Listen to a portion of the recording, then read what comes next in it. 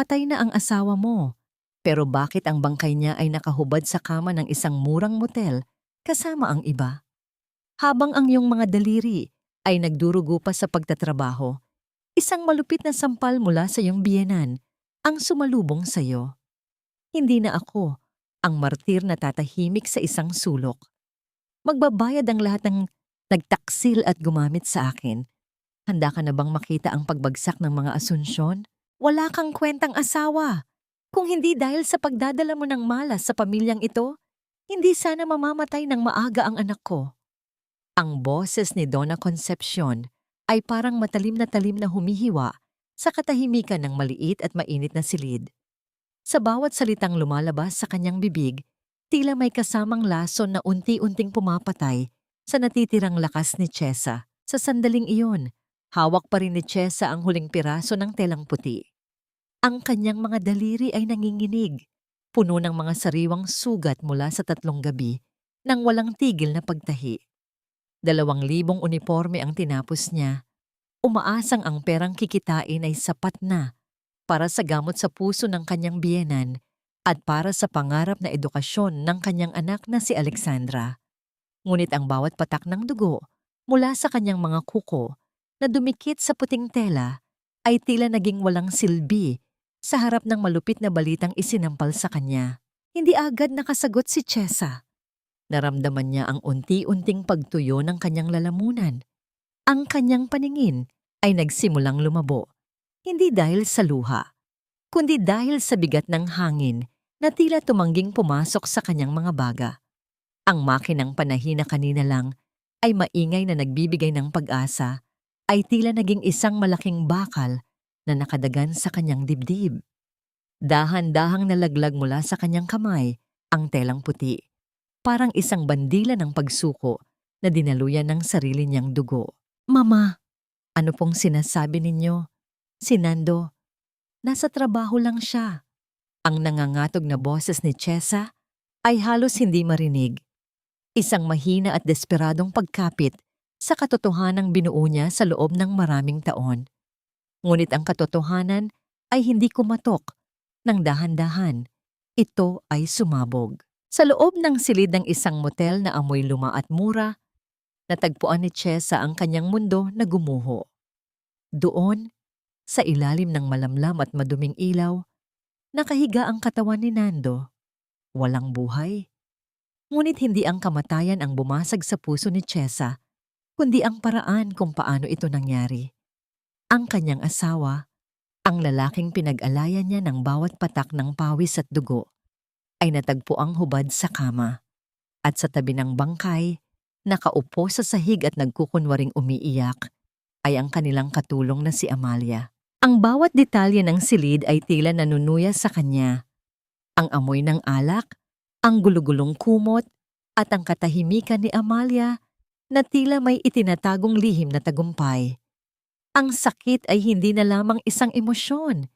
Ito ay naging pisikal na bigat na nagpabagsak sa mga tuhod ni Chesa. Naramdaman niya ang lamig ng semento sa kanyang balat, isang paalala na siya ay nasa pinakamababang bahagi ng kanyang buhay. Tumigil ka sa pag-iyak, Chesa. Wala kang karapatang mag-iskandalo rito. Ang tinig ni Donna Concepcion ay muling bumasag sa kanyang pagtulala.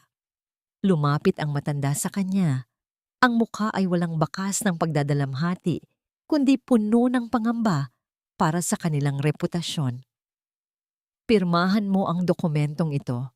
Sasabihin nating inatake siya sa puso dahil sa sobrang pagtatrabaho sa opisina. Hindi pwedeng malaman ng sino man na dito siya namatay kasama ang isang katulong.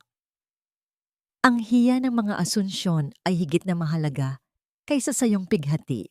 Tumingin si Chesa sa kanyang biyenan, pagkatapos ay kay Amalia na nananatiling nakayuko. Sa gitna ng kanyang nagdurugong mga daliri at nagkakapira-pirasong puso, isang tanong ang paulit-ulit na bumubulong sa kanyang isipan.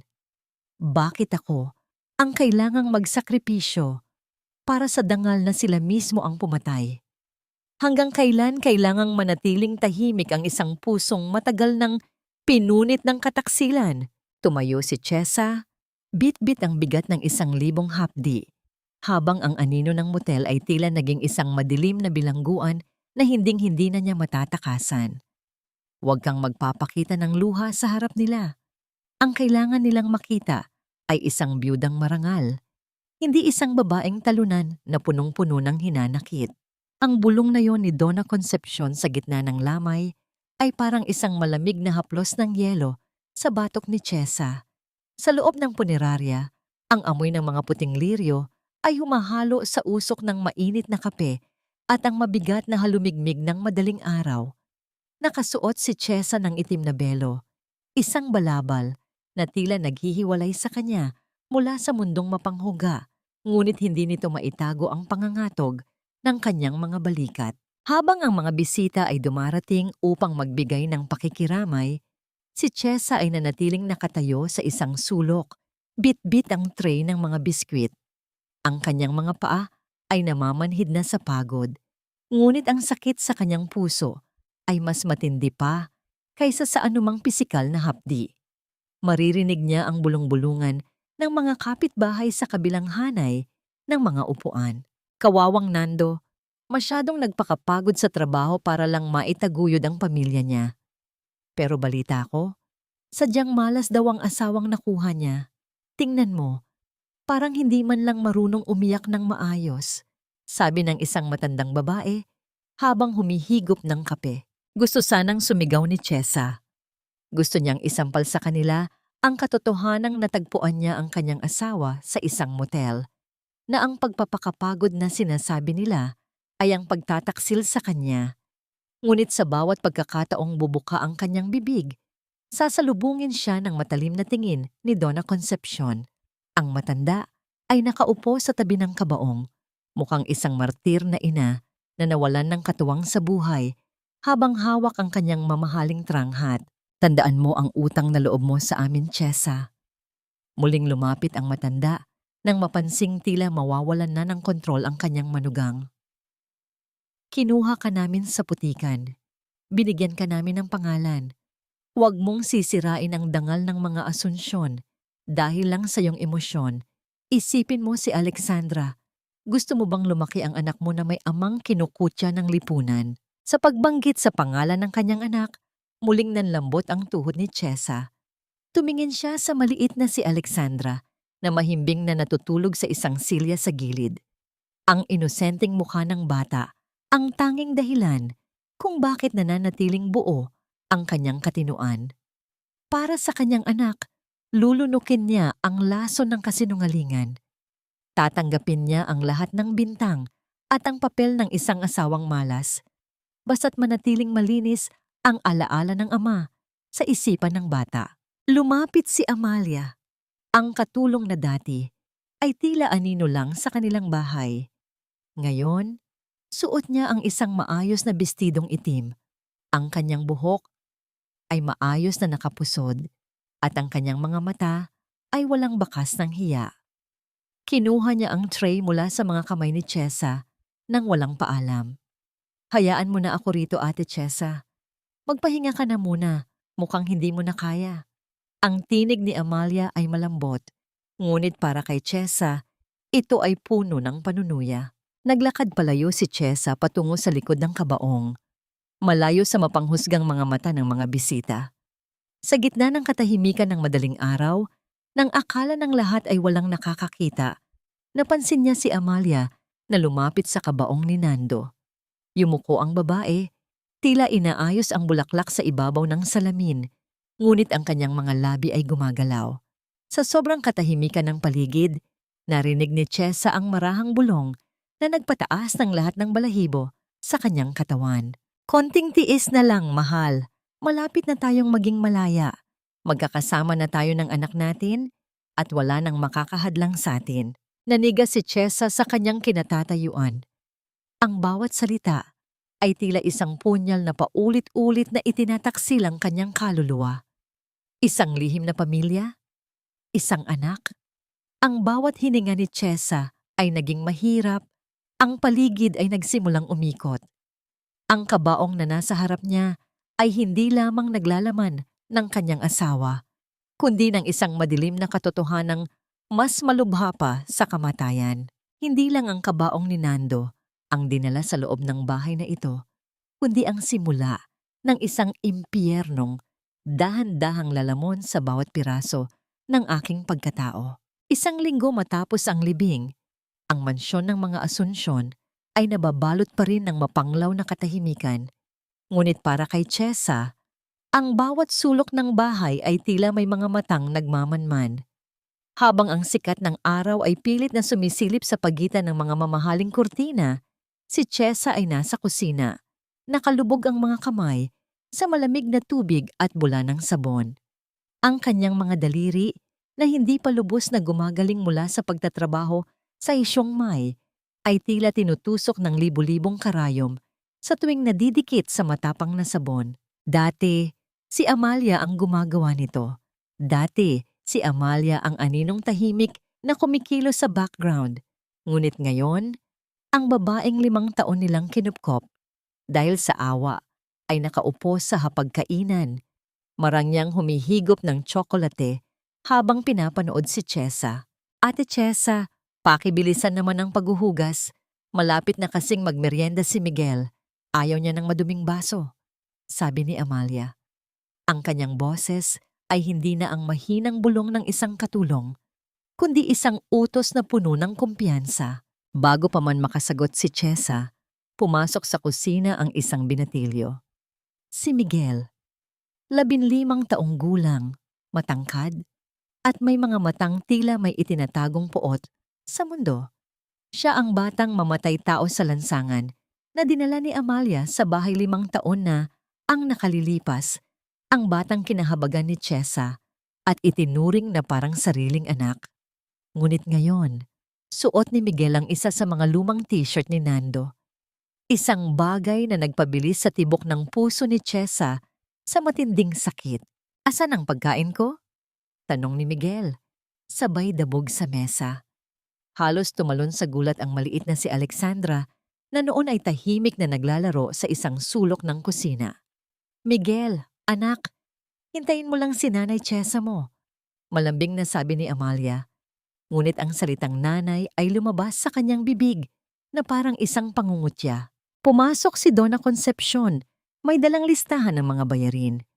Huminto siya sa harap ni Chesa. Ang kanyang mukha ay parang isang maskara ng purong pagkamuhi. Chesa, tingnan mo ito. Halos kalahating milyon ang nagastos ko sa libing ni Nando. Para lang mapanatili ang dangal na halos isuka mo sa motel na yon.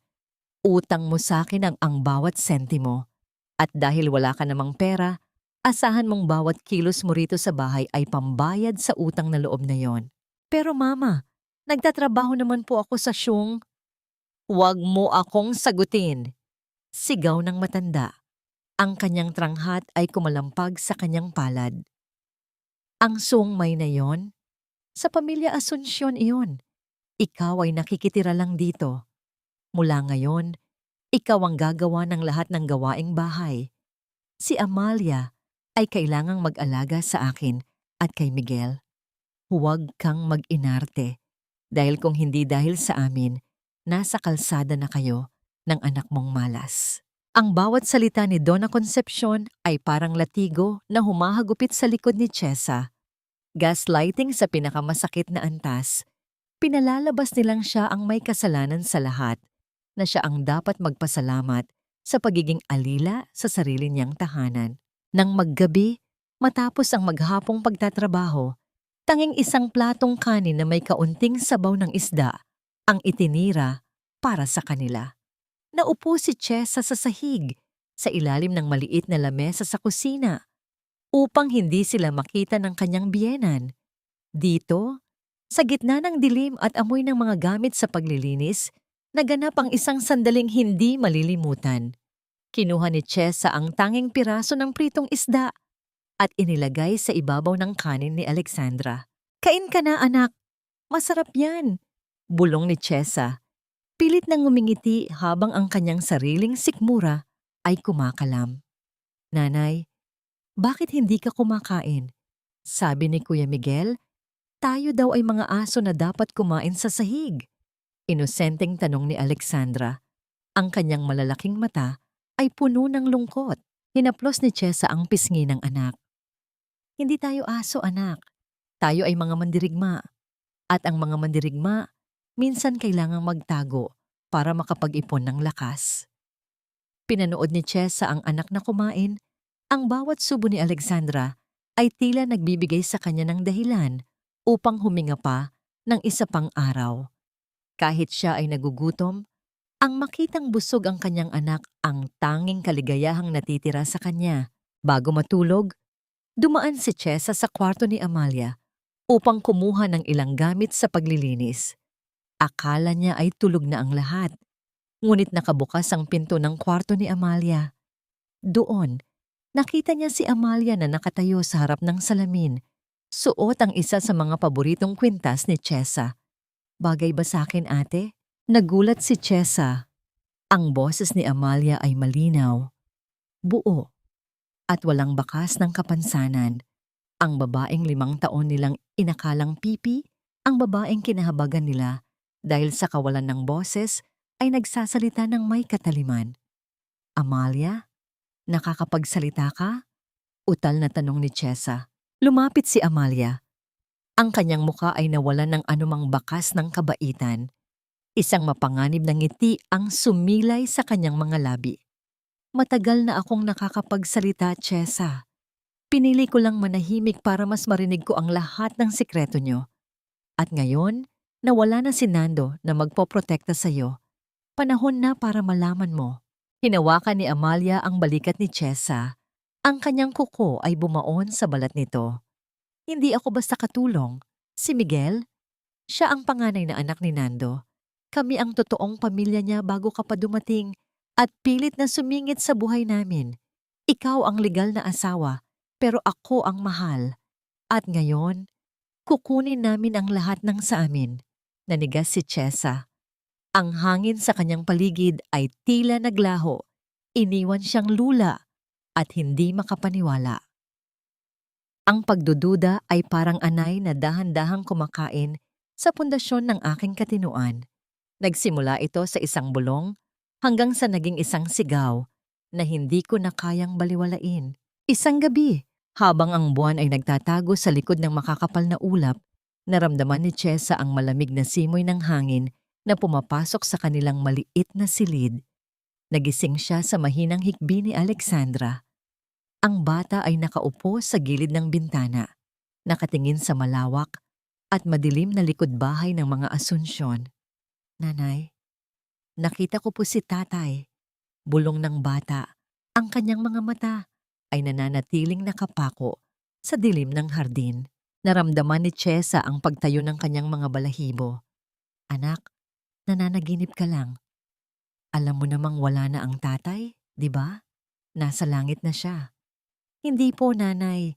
Nakita ko siya sa ilalim ng puno ng mangga. Nakatayo siya doon, nakatingin sa bintana natin. Pagkatapos, sumakay siya sa isang itim na sasakyan.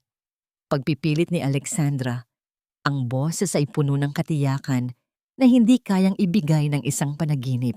Hinaplos ni Chesa ang likod ng anak hanggang sa muli itong makatulog. Ngunit ang kanyang sariling isipan ay hindi na nagkaroon ng kapayapaan. Kinabukasan, habang inuutusan siyang maglinis ng silid ni Donna Concepcion, isang gawaing dati ay hindi niya pinahihintulutang gawin. Isang bagay ang nakakuha ng kanyang atensyon. Sa ilalim ng mamahaling kama ng matanda, sa tabi ng basurahan, may isang maliit na bote ng gamot. Walang etiketa ang bote. Tanging isang selyo lamang mula sa isang pribadong klinika na kilala sa paglilingkod sa mga mayayaman at makapangyarihan. Naalala ni Chesa ang mga huling sandali ni Nando sa motel.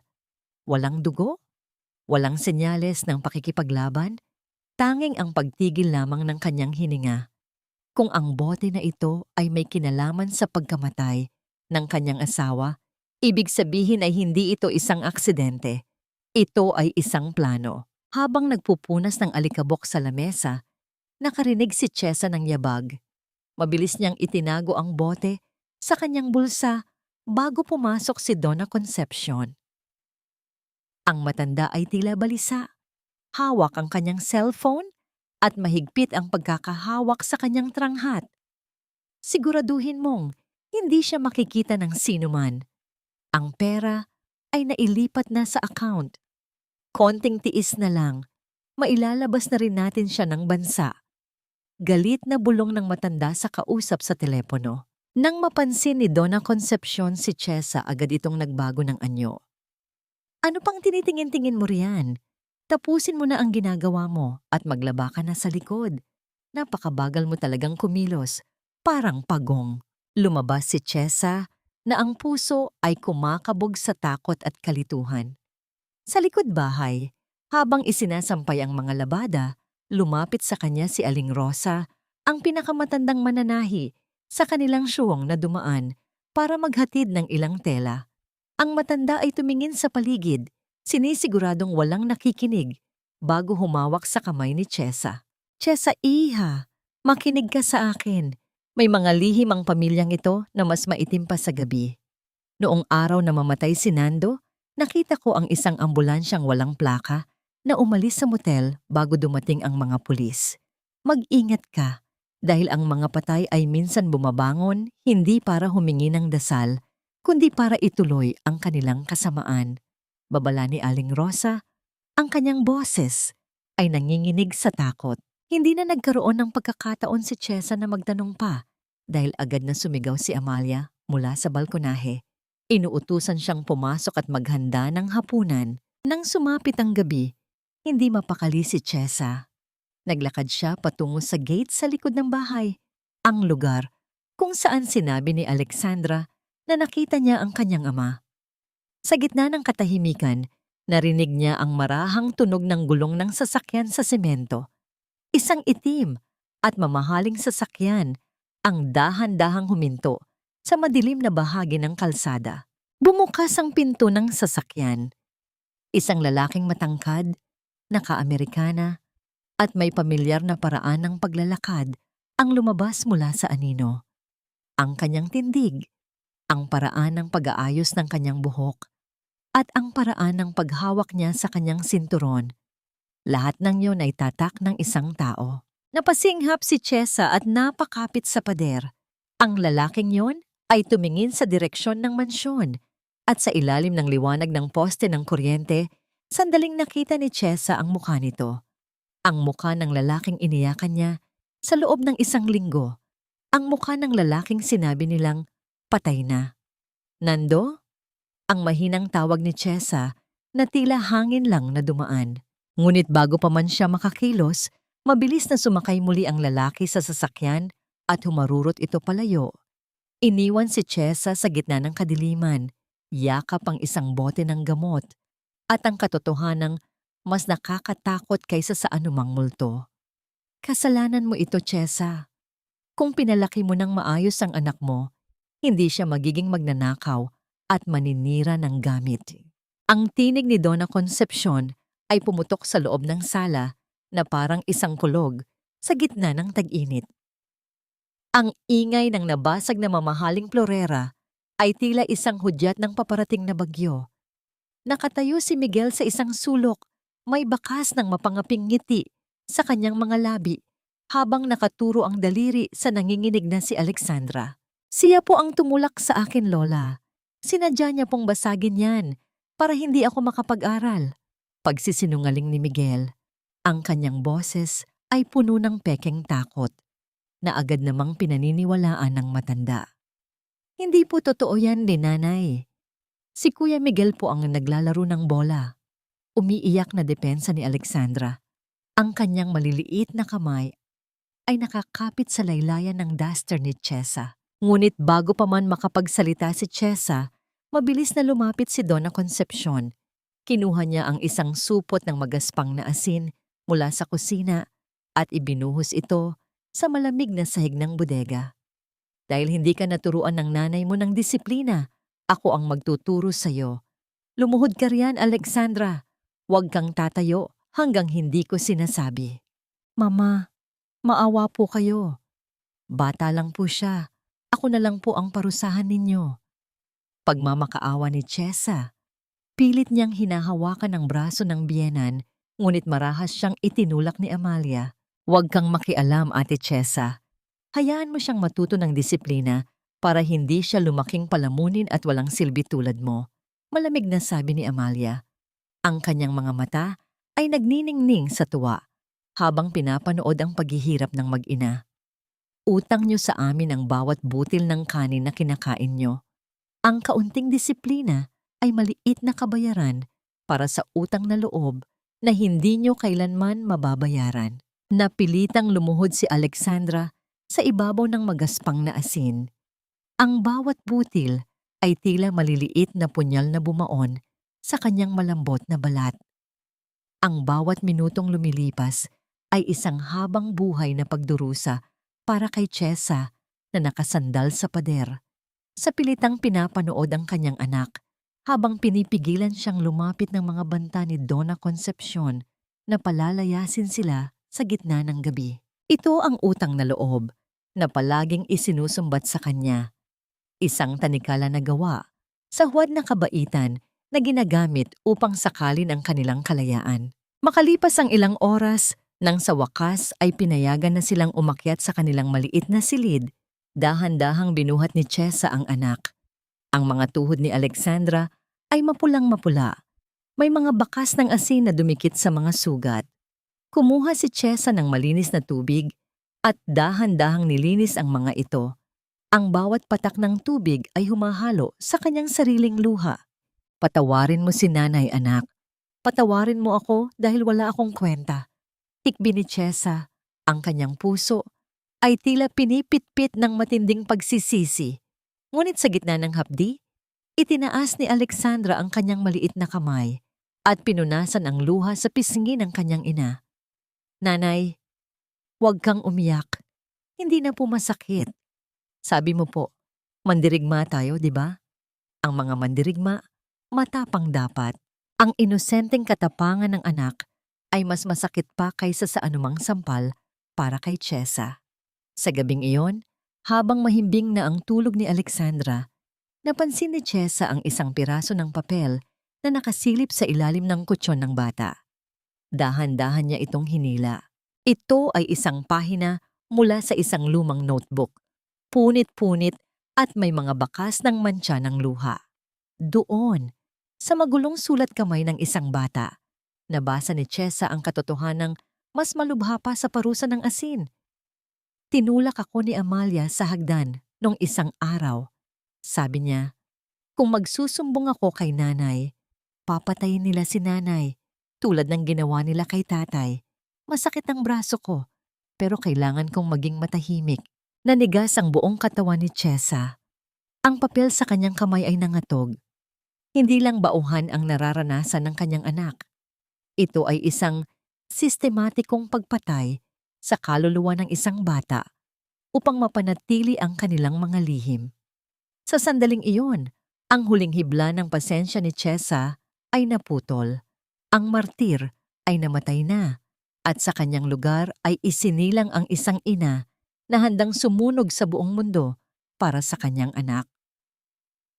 Mamatay na muna ako bago niyo muling saktan ang anak ko.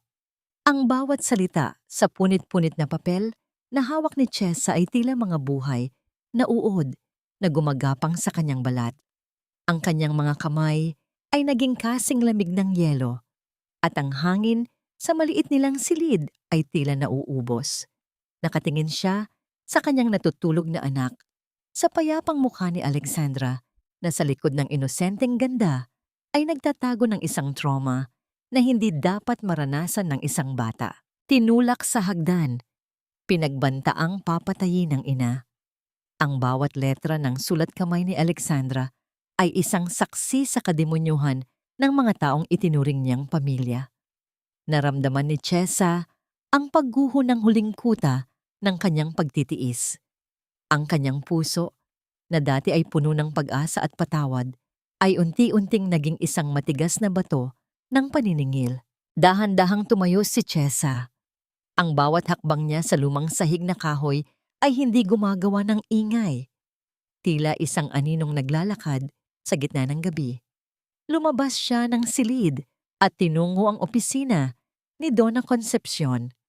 Alam niyang sa mga oras na ito, ang matanda ay nasa silid dasalan nagkukunwaring banal sa harap ng mga rebulto habang ang kanyang kaluluwa ay nabubulok sa kasamaan. Sa loob ng opisina, ang amoy ng lumang papel at mamahaling pabango ay sumalubong sa kanya. Nakikita niyang bahagyang nakabukas ang maliit na ketsat sa gilid ng mesa. Marahil ay nakalimutan itong ilak ni Donna Concepcion dahil sa pagmamadali sa pagbibilang ng pera kanina. Sa panginginig ng kanyang mga daliri, hinalughog ni Chesa ang mga dokumento sa loob. Doon, natagpuan niya ang mas masakit na katotohanan. Isang dokumento ng pagsasalin ng pagmamay-ari. Ang siyungmay na itinayo niya mula sa sariling pawis, ang tatak na siya ang nagpalago, ay opisyal ng inilipat sa pangalan ni Miguel Asuncion. Ang kanyang piraso ng papel na katunayan ng kanyang pagiging kasosyo ay wala na. Pinalitan ito ng isang pekeng dokumento na nagsasabing ibinibenta niya ang lahat ng kanyang karapatan para sa pambayad ng mga utang ni Nando. Ang kakapal ng mukha niyo, bulong ni Chesa, ang kanyang boses ay nanginginig sa matinding puot. Ginamit niyo ang asawa ko, ginamit niyo ang pagkatao ko, at ngayon, pati ang kinabukasan ng anak ko ay ninakaw niyo na rin. Isang tunog ng mga yabag mula sa pasilyo ang nagpabalik sa kanya sa realidad. Mabilis niyang ibinalik ang mga papel at isinara ang ketsat. Kumuha siya ng isang karayom mula sa kanyang bulsa, ang karayom na palagi niyang dala bilang alaala ng kanyang pagiging mananahi. Sa gitna ng dilim, mahigpit niyang hinawakan ang matalim na dulo nito hanggang sa bumaon ito sa kanyang palad. Ang hapdi ng sugat ay nagsilbing angkla upang hindi siya sumigaw. Ginamit niya ang pisikal na sakit upang lunurin ang emosyonal na bagyo sa loob ng kanyang dibdib. Kailangan niyang manatiling kalmado. Kailangan niyang maging matalino. Nang pumasok si Donna Concepcion sa silid, nakita niya si Chesa na nakaluhod sa sahig, may hawak na basahan at tila naglilinis ng mga binti ng mesa. Anong ginagawa mo rito sa oras na ito? Tanong ng matanda. Ang kanyang boses ay puno ng pagdududa. Dahan-dahang iniangat ni Chesa ang kanyang ulo. Walang bakas ng galit sa kanyang mga mata, tila isang asong muling napaamo. Ngumiti siya ng bahagya, isang ngiting punong-puno ng kapaitan na tanging siya lang ang nakakaalam. Pasensya na po, Mama. Hindi po kasi ako makatulog dahil sa sobrang pasasalamat sa inyo. Naisip ko pong linisin ang silid niyo bilang pagtanaw ng utang na loob. Malamig na sabi ni Chesa. Lumapit siya sa kanyang biyenan. Kumuha ng isang palanggana ng mainit na tubig na sadyang inihanda niya kanina at dahan-dahang lumuhod sa paanan ng matanda. Hayaan niyo pong hugasan ko ang inyong mga paa, Mama. Gusto ko pong patunayan na susunod ako sa lahat ng gusto niyo, basta't huwag niyo lang kaming palayasin ni Alexandra. Tumingin si Donna Concepcion sa kanya ng may paghamak, ngunit tila nasiyahan sa nakitang pagpapakumbaba. Mabuti naman at natauhan ka na. Sige, gawin mo yan. At siguraduhin mong malinis ang bawat sulok dahil bukas may mahalagang bisita tayong darating. Habang hinahawakan ni Chesa ang mga paa ng kanyang kaaway, ang kanyang isipan ay lumilipad sa ibang dako. Ang bawat haplos niya ay may kasamang panunumpa. Magpakasasa kayo sa inyong kapangyarihan ngayon dahil ang mga paa na hinuhugasan ko ngayon ang siyang maglalakad patungo sa inyong sariling libingan. Sa sandaling iyon, ang huling patak ng luha ni Chesa ay natuyo na. Ang martir ay pinalitan na ng isang mapanganib na manlalaro na handang maghintay para sa tamang pagkakataon. Ang init ng balat ni Alexandra ay tila apoy na tumutupok sa natitirang lakas ni Chesa. Sa loob ng maliit at masikip na silid ng pampublikong ospital, ang amoy ng luma at matapang na gamot ay humahalo sa malansang hangin ng gabi. Walang aircon, tanging ang mga sirang bentilador lamang ang nagpapaikot ng mainit na hangin. Ngunit si Chesa ay hindi umaalis sa tabi ng kanyang anak. Nanay, nauuhaw po ako. Ang mahinang bulong ni Alexandra. Ang kanyang mga labi ay tuyot na at maputla.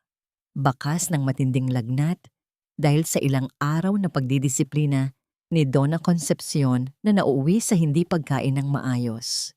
"Heto na anak, konting tiis na lang," sabi ni Chesa habang dahan-dahang pinapainom ng tubig ang anak gamit ang isang maliit na kutsara. Ang kanyang sariling mga mata ay malalim na ang itim sa paligid dahil sa puyat. Ngunit ang bawat galaw niya ay puno ng pag-iingat at pagmamahal. Dinala niya si Alexandra rito ng lihim sa tulong ni Aling Rosa. Hindi siya binigyan ng pera ni Donna Concepcion. Sinabing ang sakit ng bata ay gawa-gawa lang para makaiwas sa mga gawaing bahay. Kinailangang isangla ni Chesa ang kanyang huling alaala.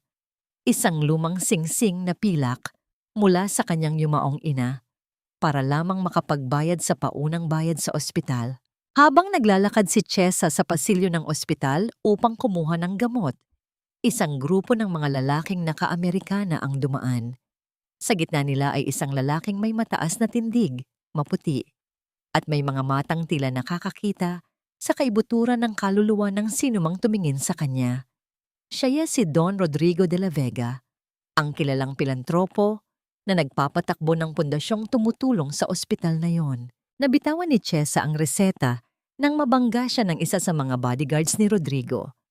Bago pa man siya makahingi ng paumanhin, si Rodrigo mismo ang yumuko at kinuha ang papel. "Ayos ka lang ba, misis?" Ang baritono at malumanay na boses ni Rodrigo ay tila isang musika sa gitna ng ingay ng ospital. "Opo, pasensya na po, Don Rodrigo. Nagmamadali lang po ako para sa anak ko." Utal na sagot ni Chesa, hindi makatingin ng diretso sa makapangyarihang lalaki. Tumingin si Rodrigo sa reseta. Pagkatapos ay sa pagod na mukha ni Chesa. May kung anong kumurot sa kanyang dibdib, isang pamilyar na pakiramdam na hindi niya maipaliwanag. "Sundan niyo ako. Mukhang kailangan ng anak niyo ng mas maayos na atensyong medikal." Dinala si Alexandra sa isang pribadong kwarto sa tulong ng utos ni Rodrigo. Habang ang mga doktor ay sinusuri ang bata, dahan-dahang inayos ng nurse ang buhok ni Alexandra upang mapadali ang paglalagay ng thermometer.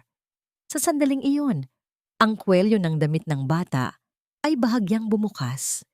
Naniga si Rodrigo sa kanyang kinatatayuan. Sa likod ng leeg ni Alexandra, malapit sa kanyang balikat ay isang kulay rosas na bintig na hugis bulaklak. Isang markang tila iginuhit ng tadhana. "Ang vetbot na yan!" Ang mahinang bulong ni Rodrigo, ang kanyang boses ay nanginginig sa hindi maipaliwanag na emosyon. Ang kanyang isipan ay biglang bumalik sa isang gabi, 10 taon na ang nakalilipas, isang gabi sa ilalim ng ulan sa Manila, isang babaeng hindi niya malimutan, at isang pangakong hindi niya natupad dahil sa mga kasinungalingan ng ibang tao. Tumingin si Rodrigo kay Chesa na noon ay abala sa pag-aayos ng kumot ni Alexandra. "Misis, anong pangalan ng nanay mo? At saan ka ba talaga galing bago ka napunta sa mga Asunsyon?" Nagulat si Chesa sa biglaang tanong. "Si Maria po ang nanay ko, Don Rodrigo. Galing po kami sa isang maliit na probinsya sa Quezon. Bakit po ninyo na itatanong?" Hindi sumagot si Rodrigo. Ang kanyang puso ay kumakabog ng napakabilis. Ang pangalang Maria, ang vetbot ng bata, at ang mukha ni Chesa na tila isang anino ng babaeng minahal niya noon. Lahat ng piraso ay tila nagtatagpo, ngunit alam niyang kailangan niya ng katibayan. Hindi siya pwedeng magkamali. "Wala lang. Gusto ko lang siguraduhin na maayos ang inyong kalagayan." Pagdadahilan ni Rodrigo, ngunit ang kanyang mga mata ay nanatiling nakapako sa bata. Bago siya lumabas ng kwarto, lumapit siya sa isang nurse at bumulong. "Kumuha ka ng sample ng dugo ng batang yan para sa DNA test. Gawin mo itong mabilis at walang nakakaalam, lalo na ang pamilya Asunsyon." Naiwang mag-isa si Chesa sa loob ng malamig na kwarto, hawak ang kamay ng kanyang anak. Hindi niya alam na sa labas ng pintong yon, ang isang malaking bagyo ay muling namumuo. Isang bagyong hindi wawasak sa kanya, kundi siyang magpapabagsak sa mga taong umalipin sa kanyang buhay. "Isang basahan lang siya sa buhay ko, Amalia. Isang gamit na kailangang itapon para makamit natin ang karangyaan na ito. Ang mga salitang iyon ay hindi nanggaling sa isang multo, kundi mula sa mga labi ng lalaking iniyakan ni Chesa sa loob ng maraming gabi. Sa likod ng isang malaking bintanang salamin ng isang marangyang villa sa labas ng lungsod, nakatayo si Chesa, nakatago sa dilim ng mga halaman. Ang malamig na ulan ay dahan-dahang bumabasa sa kanyang manipis na duster, ngunit ang lamig na nararamdaman niya sa labas ay wala sa kalahati ng yelong namuo sa kanyang puso. Doon, sa loob ng maliwanag at mainit na silid, nakita niya si Nando, walang bakas ng sakit, walang bakas ng kamatayan. Ang kanyang asawa ay masiglang masigla, may hawak na baso ng mamahaling alak at nakasuot ng sutlang damit na parang isang hari. Sa tabi nito ay si Amalia na nakasandal sa balikat ni Nando habang humahalakhak. Salamat sa ideya ni Mama, Nando. Kung hindi dahil sa gamot na yon na nagpatigil sa tibok ng puso mo, ng panandalian, hindi natin makukuha ang insurance at ang siyongmay ni Chesa ng ganito kadali. Sabi ni Amalia, ang kanyang tinig ay puno ng tamis na may kasamang kamandag. Naramdaman ni Chesa ang unti-unting paghinto ng mundo sa kanyang paligid. Ang kanyang mga kamay na hanggang ngayon ay may mga peklat pa mula sa pagtatrabaho para sa pamilyang ito ay nagsimulang manginig ng marahas. Ang bawat patak ng pawis at dugo na inialay niya para kay Nando ay tila mga basurang itinapon sa kanyang mukha. Hindi lang siya niloko, pinatay siya ng mga taong ito habang siya ay humihinga pa. Dahan-dahang inilabas ni Chesa ang kanyang cellphone mula sa bulsa. Sa kabila ng panginginig ng kanyang mga daliri, pinindot niya ang record button. Ang bawat tawa ni Nando, ang bawat plano nila, kung paano uubusin ang perang pinaghirapan niya, at ang bawat panlalait nila sa kanyang pagkatao ay naitala sa looban ng maliit na gadget na yon. Ito ang kanyang magiging sandata. Ito ang magiging mitya ng kanilang pagsabog. Paano si Alexandra? Tanong ni Nando. Sandaling sumeryoso ang kanyang mukha. Anak ko rin siya. Huwag mong alalahanin ang batang yun, sagot ni Amalia habang nilalaro ang kwintas sa kanyang leeg. Hinahayaan ko lang si Miguel na disiplinahin siya. Mas mabuting lumaki siyang takot para hindi siya maging sagabal sa atin. Pagkatapos nating mailipat ang lahat ng lupa sa pangalan ni Miguel, pwede na nating palayasin si Chesa at dalhin ang bata sa malayo. Isang matalim na sakit ang gumuhit sa dibdib ni Chesa. Ang kanyang pagmamahal ay naging puot. Ang kanyang debosyon ay naging lason. Tumingin siya sa langit, hinayaang ang ulan ay humalo sa kanyang mga luha na hindi na lumalabas dahil sa sobrang hapdi. Nando, ang lalaking pinangakuan niya ng habambuhay ay ang mismong halimaw na nagnakaw ng buhay ng kanilang anak. Biglang tumingin si Nando sa direksyon ng bintana. Ang kanyang mga mata ay nanliit, tila may naramdamang kakaiba sa gitna ng kadiliman. Sino yan? Mabilis na gumapang si Chesa palayo. Hindi inaalintana ang mga tinik ng halaman na bumabaon sa kanyang balat. Tumakbo siya patungo sa kalsada. Ang bawat hakbang ay tila isang pagtakas mula sa impyernong kinasadlakan niya sa loob ng 10 taon. Ang kanyang hininga ay kapos, ang kanyang puso ay nagwawala, ngunit ang kanyang isipan ay kasing linaw ng kristal. Hindi na siya ang Chesa na madaling tapakan, hindi na siya ang asawang bulag sa pag-ibig. Habang naghihintay ng masasakyan sa ilalim ng ulan, hinawakan ni Chesa ng mahigpit ang kanyang cellphone.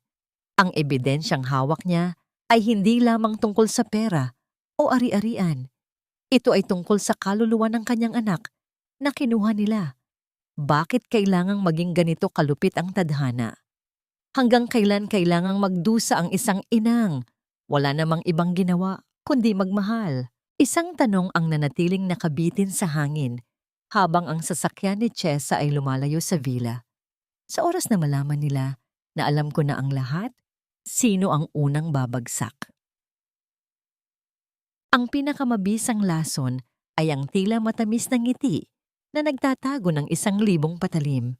Upang talunin ang mga halimaw, kailangan kong maging mas magaling na artista kaysa sa kanila.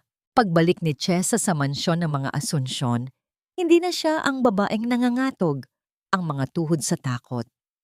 Habang pinagmamasdan niya ang kanyang sarili sa maliit at basag na salamin sa kanilang silid, nakita niya ang isang estranghero. Ang kanyang mga mata, na dati ay puno ng pagsuko, ngayon ay kasing talas na ng mga karayom na ginagamit niya sa pagtatahi. Hinaplos niya ang buhok ng natutulog na si Alexandra. Konting tiis na lang, anak. Malapit na tayong makalaya sa impyernong ito. Kinabukasan, nagsimula ang laro. Sa kusina, natagpuan niya si Amalia na nagrereklamo dahil sa hapdi ng kanyang mga binti matapos ang maghapong pamimili. Ito ang pagkakataong hinihintay ni Chesa. Dahan-dahan siyang lumapit, may dalang planggana ng maligamgam na tubig na may bango ng lavender. Amalia, mukhang pagod na pagod ka. Hayaan mo akong hilutin ang mga binti mo. Pasensya ka na kung minsan ay nagiging matigas ang ulo ko. Naisip ko lang na ikaw lang ang katuwang ko rito sa bahay. Malamig na sabi ni Chesa. Ang kanyang boses ay parang pulot sa tamis. Nagulat si Amalia, ngunit agad ding lumitaw ang kanyang mapagmataas na ngiti. Aba, marunong ka na palang rumespeto ngayon, Ate Chesa. Sige, gawin mo yan. Siguraduhin mong mawawala ang pagod ko. Habang masidhing hinihilot ni Chesa ang mga binti ni Amalia, inilapag ng huli ang kanyang cellphone sa ibabaw ng lamesa upang kumuha ng isang piraso ng tinapay. Sa isang mabilis at maingat na galaw, kinuha ni Chesa ang kanyang sariling telepono at itinapat ito sa screen ng cellphone ni Amalia na hindi nakalock.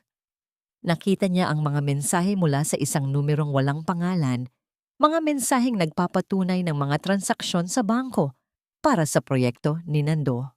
Ate, bakit parang nanginginig ang kamay mo? Tanong ni Amalia, naniningkit ang mga mata sa hinala. Ngumiti si Chesa nang hindi tumitingin. Wala ito. Siguro dahil lang sa gutom. Hindi pa kasi ako kumakain para masiguradong sapat ang merienda niyo ni Miguel. Mabuti naman at alam mo ang lugar mo rito. Sagot ni Amalia sabay hablot muli sa kanyang cellphone. Hindi tumigil doon si Chesa. Noong hapon, habang si Donna Concepcion ay nasa silid dasalan, pumasok si Chesa sa katuwiran na maglilinis ng mga ribulto. Habang ang matanda ay nakapikit at taimtim na nagdarasal, lihim na inilagay ni Chesa ang isang maliit na recording device sa likod ng isang malaking imahe ng birhen. Panginoon, gabayan niyo po kami sa aming mga plano. Naway hindi malaman ng sinuman ang tungkol sa paglipat ng mga titulo.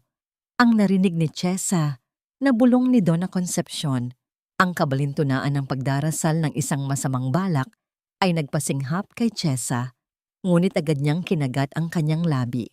Sa gabi, sa gitna ng katahimikan, isang eksena ang muling sumubok sa kanyang pasensya. Si Miguel, na tila naghahanap ng mapagdidiskitahan, ay pumasok sa kusina at sinadyang itapon ang baso ng gatas sa sahig na kakalinis lang ni Chesa. Linisin mo yan, katulong, sigaw ni Miguel. Ang kanyang boses ay puno ng kayabangan. Tumingin si Chesa kay Miguel. Sa loob ng kanyang isipan, gusto niyang sumabog, ngunit naalala niya ang kanyang plano. Yumuko siya at dahan-dahang pinulot ang mga basag na bubog. Opo, Miguel. Pasensya ka na. Hindi ko agad napansin na nandyan ka, sabi ni Chesa. Habang naglilinis, sinadya niyang sugatan ang kanyang daliri sa isang bubog. Aray, mahina niyang sambit. Chesa, anong nangyayari rito? Pumasok si Donna Concepcion, kasunod si Amalia. Mama, wala po ito. Nadulas lang po ako habang naglilingkod kay Miguel. Pasensya na po kung naging abala ako, sabi ni Chesa. Ipinapakita ang kanyang nagdurugong daliri habang may mga luhang sadyang pinalabas sa kanyang mga mata. Miguel, anak, huwag mong masyadong pahirapan ang yaya mo. Baka hindi na makapagluto yan, biro ni Amalia, habang ang matanda ay tiningnan lang si Chesa nang may paghamak bago lumabas. Nang makabalik sa silid, kinuha ni Chesa si Alexandra at isinandal sa kanyang dibdib. Nagsimula siyang umawit ng isang kundiman, isang uyayi, na tila isang ordinaryong kanta ng pagpapatulog, ngunit ang bawat liriko ay may nakatagong kahulugan. Matulog ka na, aking mahal. Ang gabi ay malapit nang matapos. Ang mga bituin ay magiging saksi sa pagbagsak ng mga mapangapi. Ang bukas ay atin. Ang laya ay darating. Ang kanyang boses ay banayad, parang haplos ng hangin, ngunit ang kanyang mga mata ay nakatitig sa kisame na tila nakikita na ang pagguho ng mansyong ito. Nang magmadaling araw, nang matiyak niyang mahimbing ang tulog ng lahat, dahan-dahang lumabas si Chesa. Kailangan niya ang mga orihinal na titulo ng lupa na nasa ketsat ni Donna Concepcion. Alam niyang ito ang huling piraso ng ebidensya na kailangan niya para makuha ang tulong ni Don Rodrigo. Gamit ang code na lihim niyang inobserbahan noong nakaraang araw, dahan-dahang inikot ni Chesa ang dial ng ketsat. Ang bawat tunog ng mekanismo sa loob ay tila isang malakas na tibok ng puso sa katahimikan ng silid. Sa wakas, narinig niya ang mahinang pag-click ng trangka. Dahan-dahan niyang binuksan ang mabigat na pinto ng bakal. Doon, sa ibabaw ng mga tumpok ng pera, ay ang mga dokumentong may tatak ng kanyang suwangmay. Ngunit bago pa man niya mahawakan ang mga papel, isang biglaang liwanag ang bumalot sa buong silid. Anong sa tingin mo ang ginagawa mo, Chesa? Ang malamig at matalas na boses ni Donna Concepcion ay bumasag sa katahimikan. Nakatayo ang matanda sa may pintuan, hawak ang switch ng ilaw, habang sa likod niya ay nakatayo si Amalia na may hawak na kamera.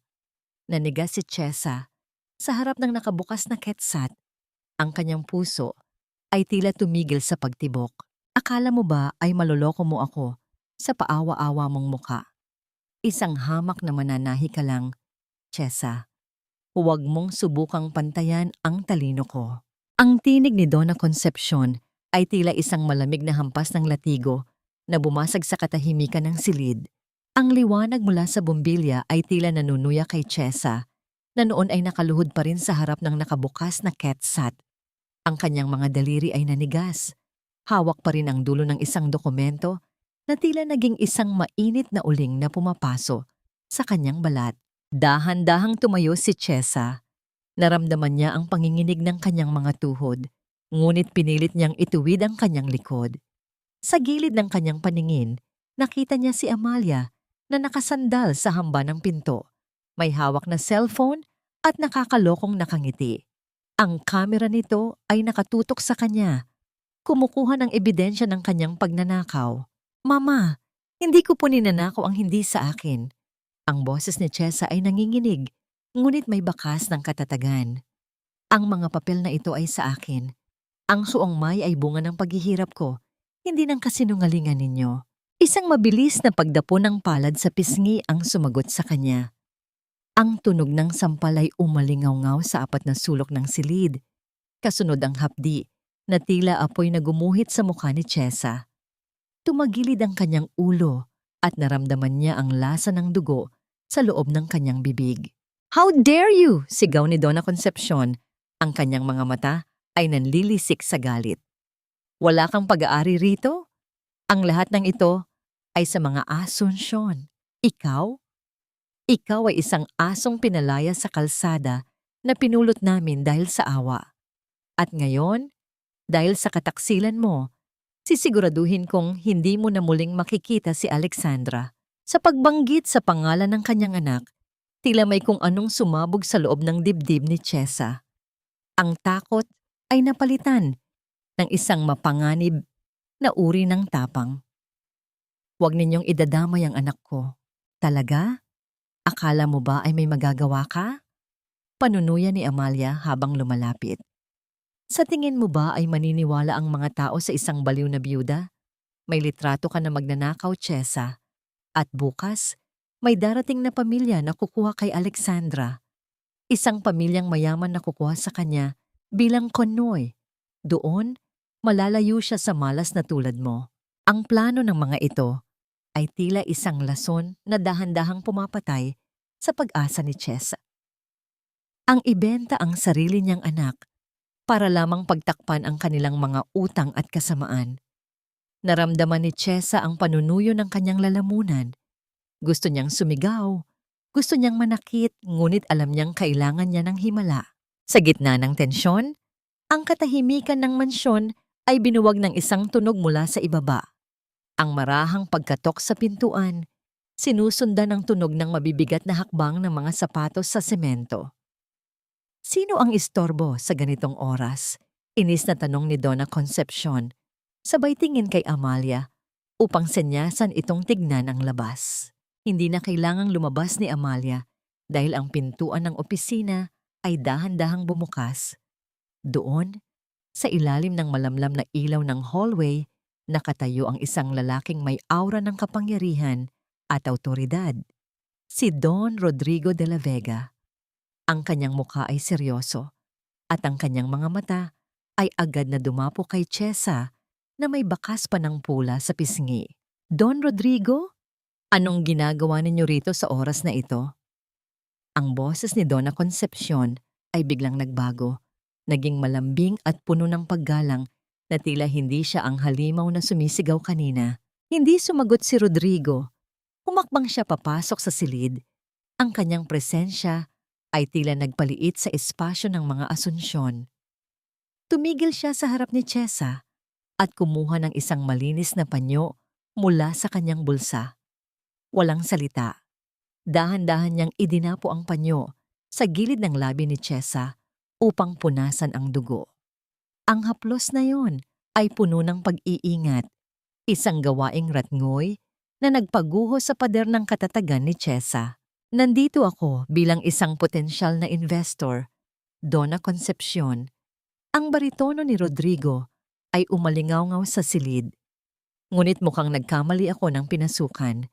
Hindi ko alam na ang pamilyang tinitingala sa Manila ay nagpapatakbo ng isang impit na bilangguan sa loob ng kanilang sariling tahanan. Don Rodrigo, nagkakamali po kayo.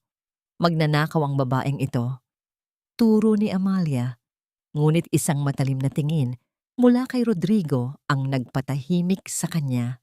Nakita ko ang mga dokumento sa KETSAT na yan bago ninyo isara, sabi ni Rodrigo. Sabay turo sa mga papel na hawak pa rin ni Chesa. At nakita ko rin ang pangalan ni Chesa bilang orihinal na may-ari. Donna Concepcion, mukhang marami tayong kailangang pag-usapan tungkol sa katotohanan.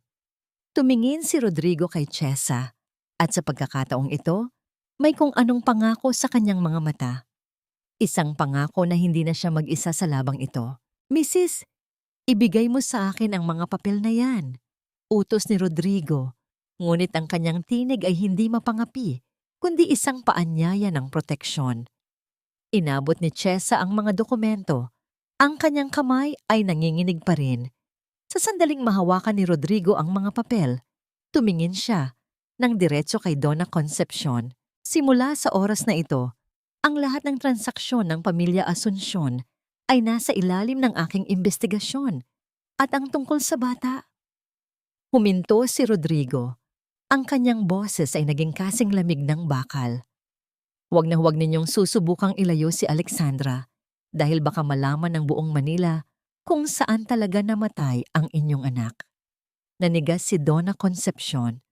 Ang kanyang mukha ay nawalan ng kulay, tila isang bangkay na nakatayo.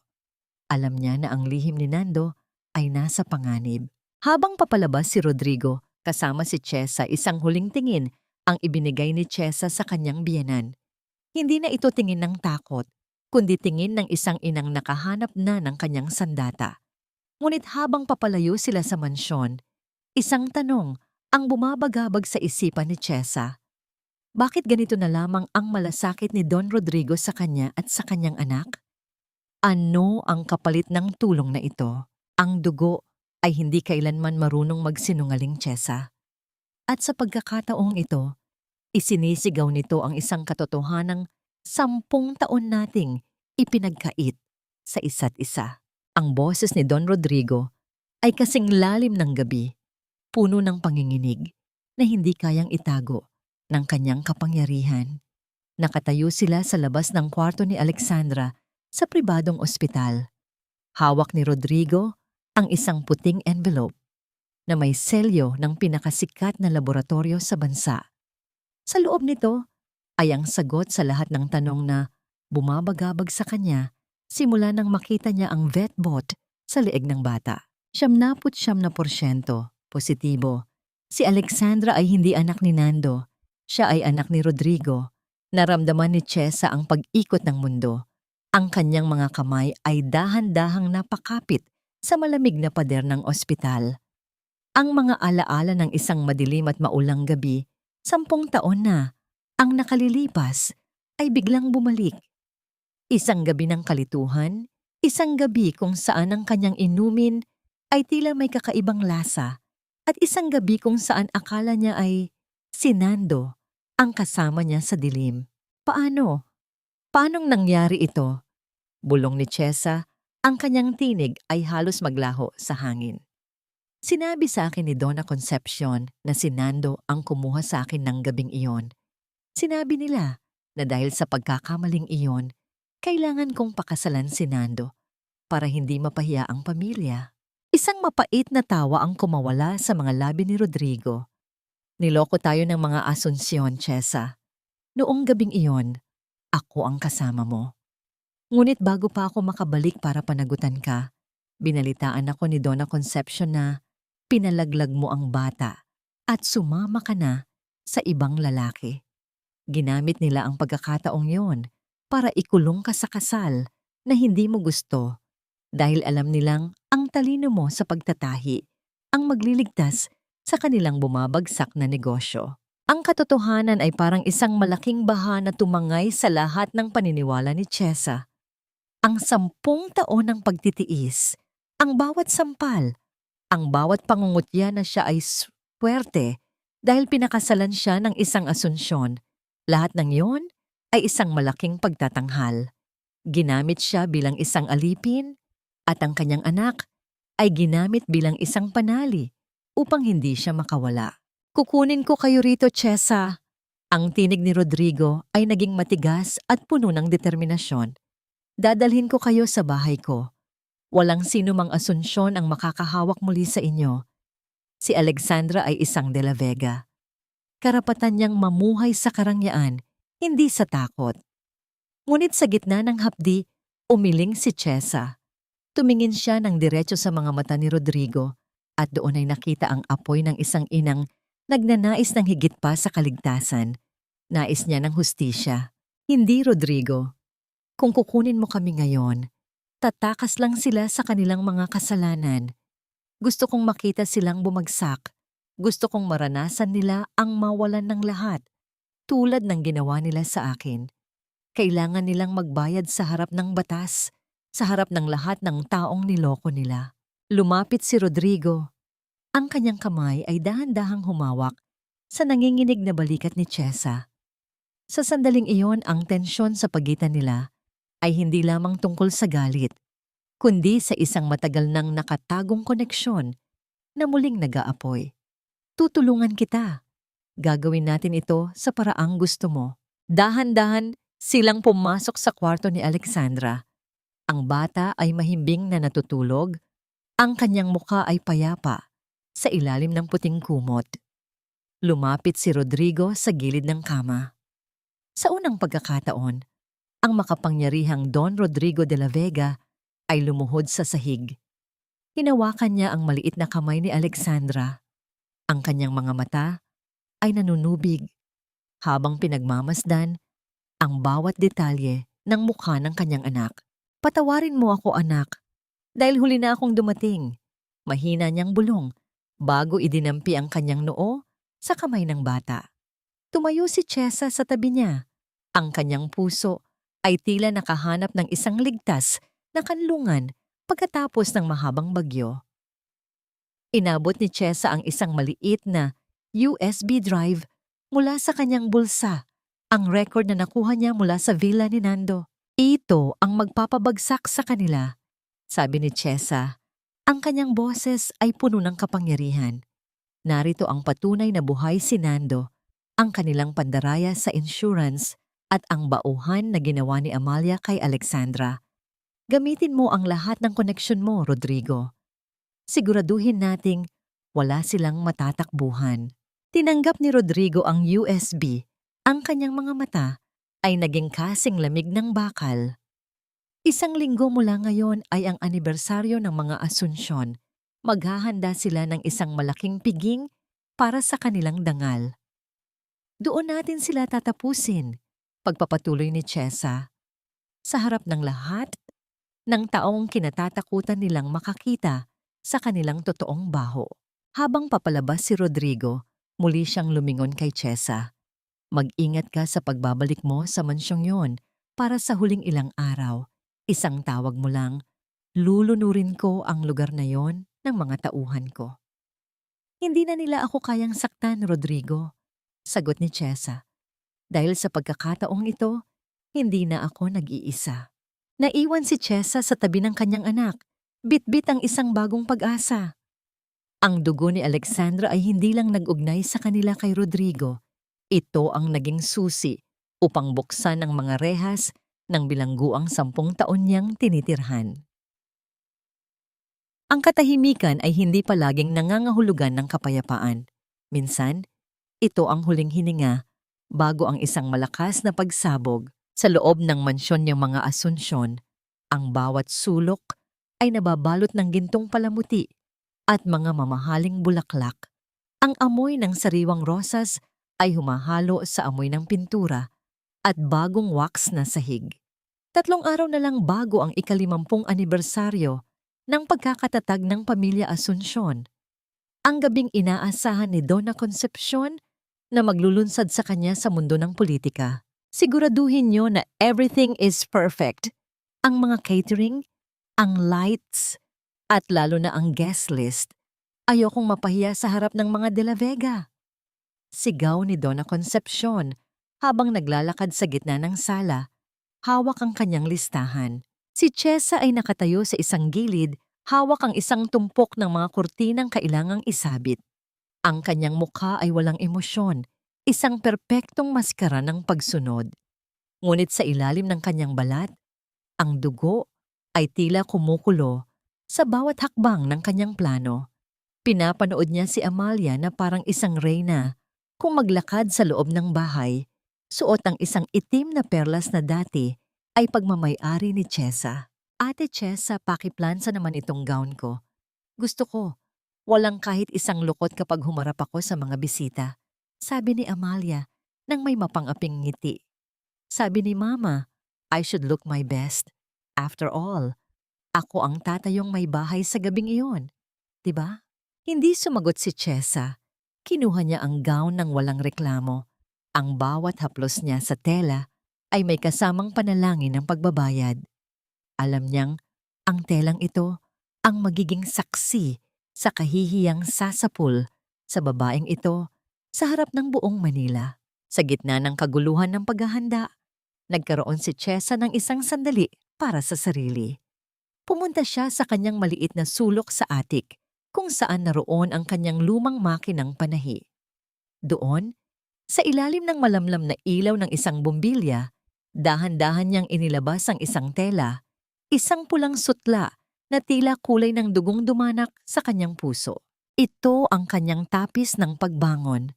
Ang bawat tahi niya sa pulang gown na ito ay may kasamang alaala ng bawat sampal, bawat gutom, at bawat patak ng luha ni Alexandra. Ito ang kanyang baluti para sa giyerang darating. Isang mahinang tunog ng pagkatok sa bintana ang nagpalingon sa kanya. Isang maliit na ibon ang dumapo sa pasamano, ngunit may nakatali sa binti nito, isang maliit na piraso ng papel. Alam niyang ito ay mula kay Rodrigo. Ang mensahe ay maikli, ngunit sapat na upang bigyan siya ng lakas. Ang lahat ay handa na. Kasama mo ako sa bawat segundo. Niyakap ng mahigpit ni Chesa ang kanyang anak. Ang inosenteng suporta ni Alexandra ang tanging nagpapanatili sa kanyang katinoan sa gitna ng mga halimaw. Salamat, anak. Magiging reyna tayo at wala nang makakapanakit sa atin. Nang sumapit ang huling gabi bago ang piging, tinawag ni Donna Concepcion si Chesa sa kanyang silid.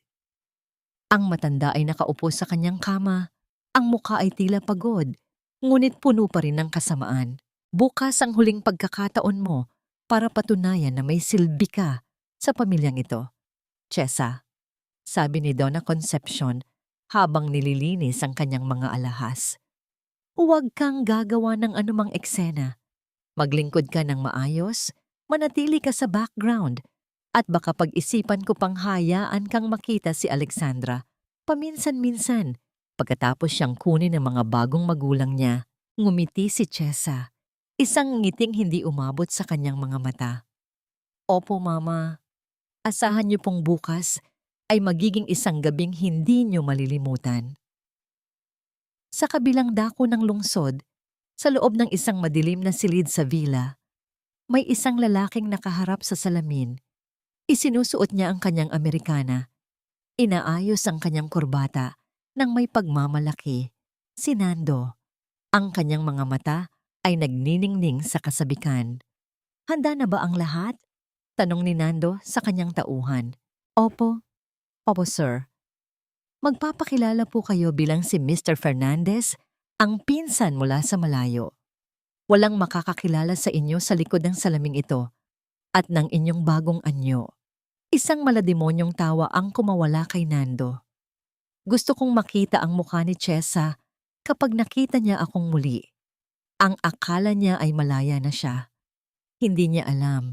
Ang impyerno niya ay magsisimula pa lang sa mismong gabing akala niya ay tapos na ang lahat. Ang bagyo ay hindi na lamang namumuo. Ito ay narito na. Naghihintay na lamang ng unang patak ng ulan upang lunurin ang lahat ng kasinungalingan sa gitna ng marangyang pigi. Ang mansyon ng mga Asuncion ay nagniningning sa ilalim ng libu-libong kristal na chandelier, tila isang kumikinang na brilyante sa gitna ng madilim na gabi ng Maynila. Ang bawat sulok ay puno ng mga matatangkad na figura ng lipunan, mga politiko at mga mamamahayag na ang mga kamera ay walang tigil sa pagkurap. Ang amoy ng mamahaling alak at matatapang na pabango ay nakakalasing. Ngunit sa likod ng marangyang pagtatanghal na ito, may isang amoy na hindi kayang itago ng anumang pabango. Ang amoy ng nabubulok na kasinungalingan. Nakatayo si Donna Concepcion sa gitna ng entablado. Suot ang kanyang kulay gintong gown na tila isang baluti ng kapangyarihan. Hawak niya ang kanyang tranghat. Ang kanyang mukha ay puno ng pekeng kababaang loob habang humaharap sa mikropono. Ang pamilya Asuncion ay itinayo sa pundasyon ng dangal, pagmamahal, at higit sa lahat, ang takot sa Diyos. Ang boses ng matanda ay umalingaw-ngaw sa buong ballroom, puno ng emosyong sadyang binuo para sa mga mata ng publiko. Sa kabila ng mga pagsubok, tulad ng maagang pagkawala ng aking anak na si Nando, nanatili kaming matatag. Dahil ang tunay na kayamanan ay hindi ang pera, kundi ang integridad ng ating pangalan. Habang nagpapalakpakan ng mga tao, isang biglang katahimikan ang bumalot sa bukana ng malaking pintuan. Ang mga ulo ay lumingon, ang mga bulong ay tumigil, at ang mga kamera ay sabay-sabay na humarap sa isang direksyon. Doon, naglalakad si Chesa. Hindi siya ang mananahi na may maduming mga kuko at nakayukong ulo. Siya ay nakasuot ng isang pulang gown na gawa sa pinakamahal na sutla. Ang kulay nito ay tila isang naglalagablab na apoy sa gitna ng malamig na ginto ng paligid. Ang kanyang buhok ay maayos na nakapusod, inilalantad ang kanyang mahabang leeg at ang kanyang mga matang nagniningning sa determinasyon. Sa kanyang bawat hakbang, ang tunog ng kanyang sapatos sa semento ay tila isang martsa ng paparating na hatol. Sino ang babaeng yan? Ang bulong ng isang mayamang ginang. Hindi ba't siya ang byuda ni Nando? Bakit siya nakasuot ng ganyan? Ang mukha ni Donna Concepcion ay nagbago mula sa pagiging banal tungo sa matinding pagkagulat at poot. Namutla naman si Amalia na noon ay nakatayo sa tabi ni Miguel. Ang kanyang kamay ay napahigpit sa baso ng champagne hanggang sa mamiligrit ang kanyang mga daliri. Chesa, anong kalokohan ito? Bumalik ka sa kusina. Ang pabulong na sigaw ni Donna Concepcion nang makalapit si Chesa sa entablado. Ngunit hindi huminto si Chesa. Ngumiti siya ng bahagya, isang ngiting kasing talim ng labaha. Tapos na ang pagtatago sa kusina, Mama. Ngayong gabi, lahat tayo ay haharap sa katotohanan. Biglang namatay ang mga ilaw sa ballroom. Isang malaking projector screen ang dahan-dahang bumaba sa likod ng entablado. Ang mga bisita ay naguluhan. Akala nila ay bahagi ito ng inihandang documentary film tungkol sa kasaysayan ng mga Asunsyon. And ngayon, para sa ating espesyal na pagtatanghal, ang boses ni Don Rodrigo ay umalingaw-ngaw mula sa madilim na bahagi ng VIP table. Ang unang imaheng lumabas sa screen ay hindi ang larawan ni Nando bilang isang bayani. Sa halip, ito ay isang video clip na malabo ngunit malinaw ang mensahe. Makikita si Amalia sa loob ng isang madilim na hallway, marahas na itinutulak ang maliit na si Alexandra sa hagdan. Ang hikbi ng bata ay hindi narinig, ngunit ang sakit sa kanyang muka ay sapat na upang mapasinghap ang buong audience. Ano ito? Patayin niyo yan! Sigaw ni Donna Concepcion. Ang kanyang boses ay nanginginig sa takot, ngunit hindi tumigil ang screen. Ang susunod na eksena ay mas matindi. Doon, sa loob ng isang marangyang villa, nakaupo si Nando. Ang lalaking sinabi nilang patay na. Ang lalaking iniyakan ng buong Manila ay buhay na buhay, tumatawa habang kayakap si Amalia. Pagkatapos, ang buong ballroom ay napuno ng isang boses na nanggagaling sa mga surround speakers, isang audio recording na kasing linaw ng kristal. Ang boses ni Nando na puno ng panlalait. Isang basahan lang siya sa buhay ko, Amalia. Isang gamit na kailangang itapon para makamit natin ang karangyaan na ito. Pera lang ang habol ko kay Chesa, parang basahan lang siya sa akin. Ang katahimikan sa ballroom ay naging kasing bigat ng isang libingan. Ang mga bisita ay nakatingin sa screen, pagkatapos ay kay Donna Concepcion, na tila naging isang estatwa ng asin sa gitna ng entablado. Ang hiya na pilit nilang pinoprotektahan ay bumasag sa harap ng lahat.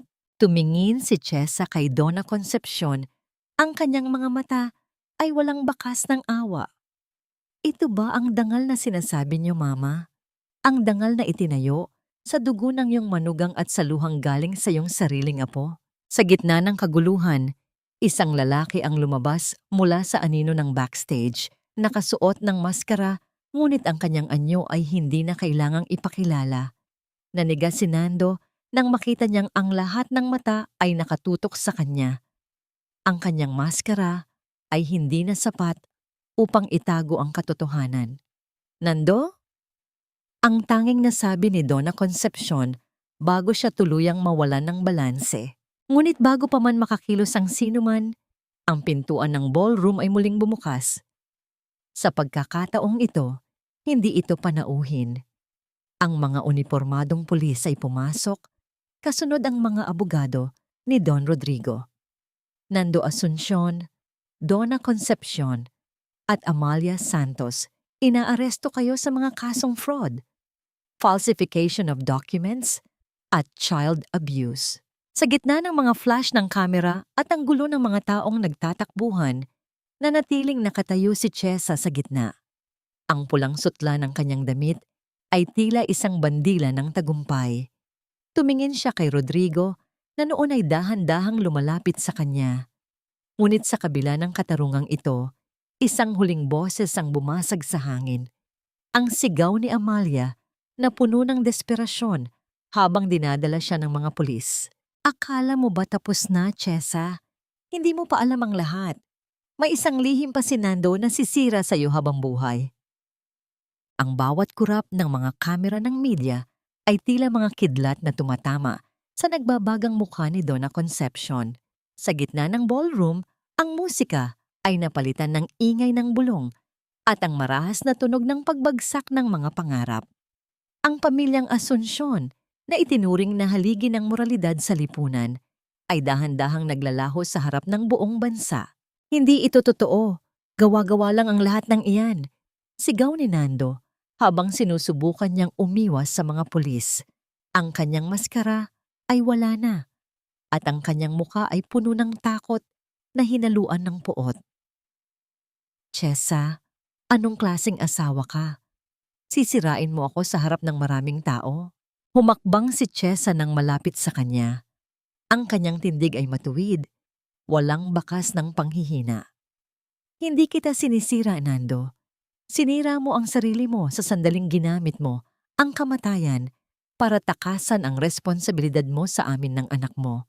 At ang asawang sinasabi mo, patay na siya sa motel na yon, kasabay ng huling tiwala ko sa'yo. Nang marinig ni Amalia ang tunog ng mga posas na inilalabas ng mga pulis, ang kanyang muka ay nawalan ng kulay. Wala akong kasalanan. Ginawa ko lang ang utos ni Mama. Si Donna Concepcion ang may plano ng lahat. Walang hiyang katulong ka. Ang boses ni Donna Concepcion ay gumaralgal. Sinubukan niyang tumayo ng tuwid, ngunit ang kanyang mga kamay ay nanginginig ng marahas.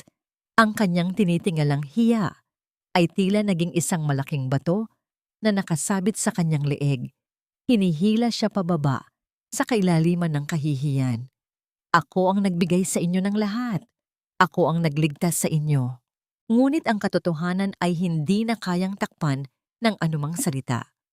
Si Miguel, na noon ay nakatayo sa gilid, ay nakatingin sa kanyang ina na si Amalia nang may halong pandidiri at takot. Ang batang itinuring ni Chesa na sariling anak ay naging biktima rin ng kasinungalingan ng sarili niyang mga magulang.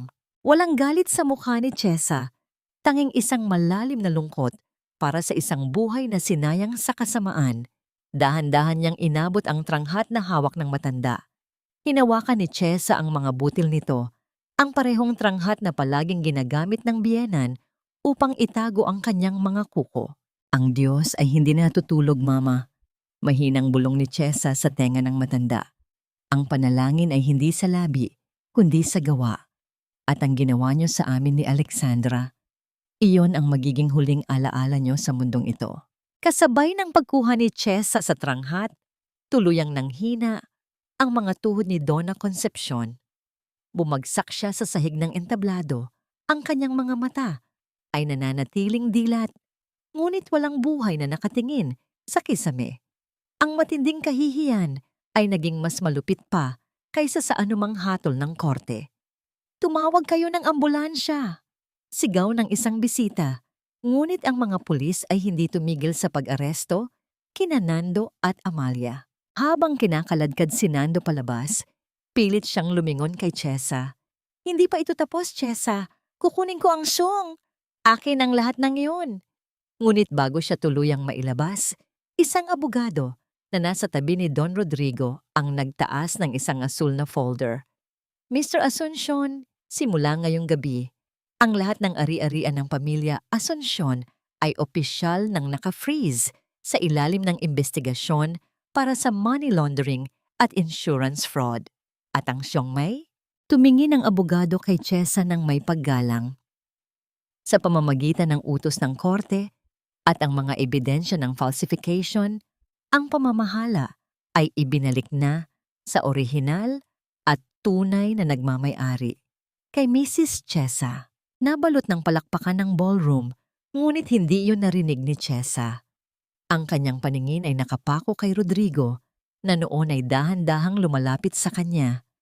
Sa kabila ng tagumpay na ito, ang huling salitang binitawan ni Amalia kanina ay tila isang tinik na nananatiling nakabaon sa kanyang isipan. Anong lihim pa ang itinatago ni Nando? Habang ang mga ambulansya at mga sasakyan ng pulis ay umaalis sa mansyon, naiwan si Chesa sa gitna ng ballroom na puno ng mga kalat ng party.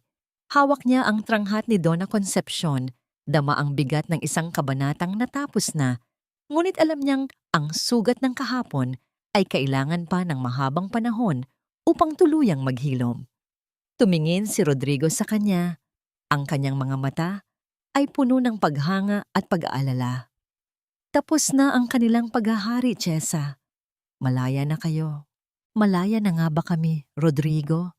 Tanong ni Chesa, habang ang anino ng nakaraan ay tila bumubulong pa rin sa bawat sulok ng mansyong yon.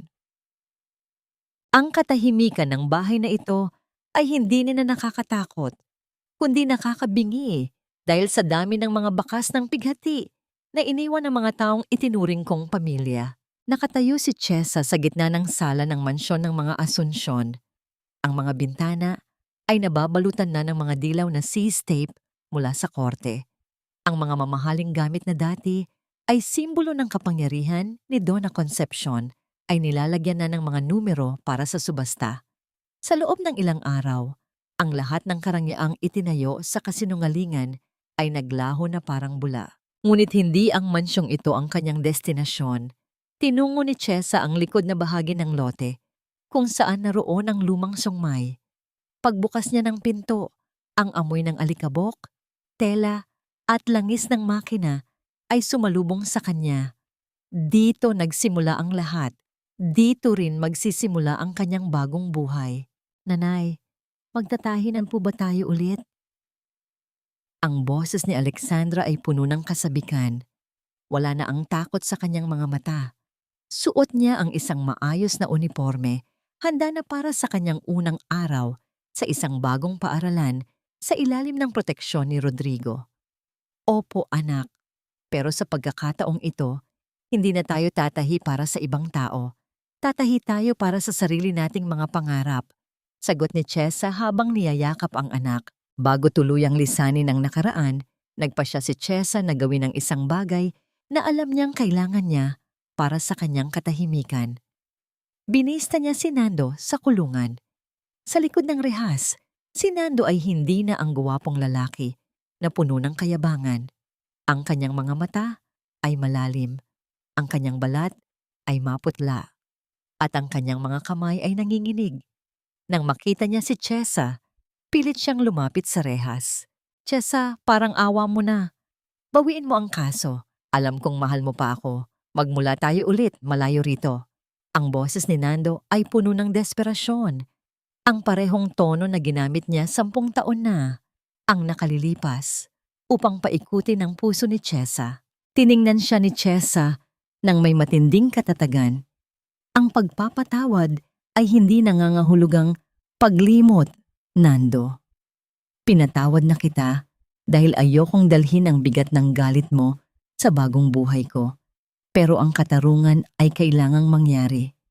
Ang 10 taon na kinuha niyo sa amin ni Alexandra, hindi iyon mababayaran ng kahit anong sorry. Wait! Huwag ka munang umalis! Sigaw ni Nando nang tumalikod si Chesa. Gusto mong malaman ang lihim na sinasabi ni Amalia?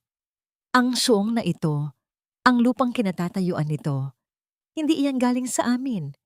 Ninakaw yan ni Mama mula sa mana ng tatay mo bago siya mamatay. Pinatay nila ang reputasyon ng tatay mo para makuha ang lahat. You lived a lie, Chesa. Ang buong buhay mo sa amin ay isang plano para hindi mo malaman ang totoo. Napatigil si Chesa. Naramdaman niya ang isang matalim na hapdi sa kanyang dibdib. Ang lahat ng hirap na dinanas niya sa kamay ng mga Asunsyon ay hindi lang pala dahil sa kanyang kahirapan, kundi dahil sa isang malaking pagnanakaw sa kanyang pagkakakilanlan. Pagbalik sa mansyon upang kunin ang huling ilang gamit ni Alexandra sa attic, kinalughog ni Chesa ang mga lumang baul na iniwan ng kanyang biyenan. Sa ilalim ng isang tumpok ng mga sirang libro, natagpuan niya ang isang lumang sobre na kulay dilaw na sa kalumaan. Ang sulat ay galing sa kanyang yumaong ama. May petsang ilang buwan bago ito namatay. Sa panginginig ng kanyang kamay, binasa ni Chesa ang mga salitang tila nanggaling sa kabilang buhay. Para sa aking mahal na Chesa, kung nababasa mo ito, marahil ay wala na ako. Huwag kang magtitiwala sa mga Asunsyon. Ang lahat ng pinaghirapan ko ay para sa'yo, ngunit natatakot akong gamitin nila ang kabaitan mo. May iniwan akong katibayan sa ilalim ng sahig ng ating lumang bahay sa probinsya. Ikaw ang tunay na tagapagmana nang higit pa sa iyong inaakala. Nanigas si Chesa. Ang katotohanan ay mas malalim at mas masakit kaysa sa kanyang inakala. Ang kanyang buong buhay ay isang serye ng mga panlilinlang na idinisenyo upang manatili siyang alipin sa sarili niyang kayamanan. Napatingin siya sa labas ng bintana kung saan naghihintay si Rodrigo sa loob ng kanyang sasakyan. Alam ni Rodrigo ang lahat ng ito? O siya rin ba ay biktima ng mga lihim ng nakaraan? Tumingin si Chesa sa liham, pagkatapos ay sa kanyang mga kamay na puno ng peklat. Ang laban ay hindi pa pala tapos. Ang pagbagsak ng mga asunsyon ay simula lamang ng pagtuklas sa kanyang totoong sarili. Rodrigo, bulong ni Chesa habang lumalabas ng mansyon, bit-bit ang liham na magbabago muli sa kanyang tadhana. Sino ka ba talaga sa buhay ko? Sinangkahan. Ang tunog ng mga makinang panahi sa loob ng bagong song ay hindi na parang mga tanikalang kumakaladkad sa sahig. Ngayon, ang ritmo ng bawat tahi ay parang isang mabilis at masayang tibok ng pusong muling nabuhay. Ang hangin ay hindi na amoy luma at amag. Ito ay puno ng bango ng bagong tela at ang halimuyak ng kape na pinagsasaluhan ng mga manggagawang babae. Ginawa ni Chesa ang kanyang siyong bilang isang kanlungan para sa mga kababaihang tulad niya, mga inang biktima ng bauhan, mga asawang inulila ng pagkakataon, at mga babaeng nagnanais na tumayo sa sariling mga paa. Si Aling Rosa ang nagsisilbing katuwang niya. Ang matanda ay masiglang nagtuturo sa mga bagong mananahi. Tingnan mo sila, Chesa, bulong ni Aling Rosa habang pinagmamasdan ang mga ngiti sa mukha ng mga manggagawa. Ang bawat tahi na ginagawa nila ay hindi lang para sa damit, kundi para sa pagbubuo muli ng kanilang sariling dangal. Huwag kang matakot sa karayom, mahinahong sabi ni Chesa. Matalim ito, oo. Maari ka nitong sugatan, pero ito rin ang sandata na magtuturo sa iyo kung paano pagtagpi-tagpiin ang mga pangarap mong nasira. Ang sugat sa daliri ay naghihilom, pero ang lakas na makukuha mo sa bawat tahi ay mananatili sa iyo habang buhay. Sa gitna ng kanyang pagtuturo, naramdaman ni Chesa ang isang presensya sa pintuan. Hindi niya kailangang lumingon upang malaman kung sino ito. Ang bango ng sandalwood at ang pakiramdam ng kaligtasan ay sapat na. Si Don Rodrigo. Lumapit si Rodrigo, dala ang isang maliit na bouquet ng mga ligaw na bulaklak.